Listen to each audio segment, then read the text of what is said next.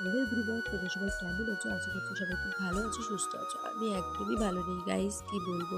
আজ দুপুরে খাওয়া দাওয়া করার পরে বিকালে যখন বসে কাঁথার চেকটা গুনছিলাম যে কটা হয়েছে, সুতো দিয়েছি কটা আমি। দেন তারপরে আমি আমার গায়ে হাত দিয়ে দেখলাম অনেকটাই জ্বর এসেছে, দেন ঠান্ডাও লেগেছে। তারপর মা বললো যে বাজার থেকে ওষুধ নিয়ে, দেন আমি রেডি হয়ে বাজার থেকে ওষুধ আনার জন্য বেরিয়ে পড়লাম। তারপর এখানে টোটো আসলো, টোটোয় উঠে পড়লাম। তারপর আমি বাজারেও চলে আসলাম। বাজারে এসে মেডিকেল থেকে ওষুধ নিয়ে তারপর মনে করলাম একটা ব্লাউজ কিনবো। ব্লাউজের দোকানে গেলাম, সেই ক্লিপটা তুলতে পারিনি।